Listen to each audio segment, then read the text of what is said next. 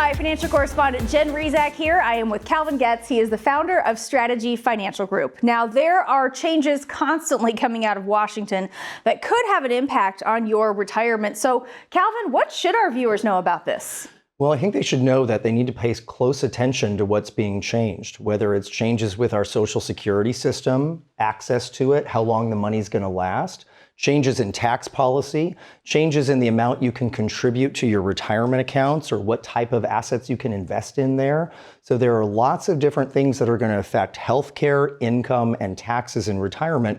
So keeping a comprehensive written retirement income plan updated, which only about 20% of Americans actually have, is one of the most important things we can help you do. Right. It's a lot of research. It's a lot for the everyday person to try to keep up with. That's why it helps to work with someone who stays on top of it. And also, you have some great resources to share. That's right. Your job in retirement is to enjoy yourself, your family, your hobbies, travel, whatever you want to do.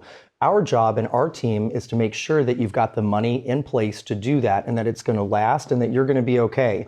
That's why my team and I have put together this retirement kit.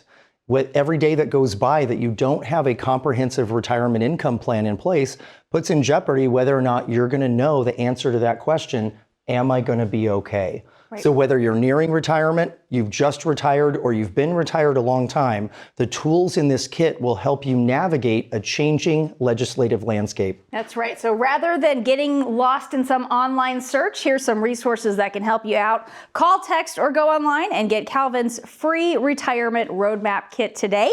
Calvin, thanks for joining me. Thank you, Jen. And thank you for watching this week's Retirement Report.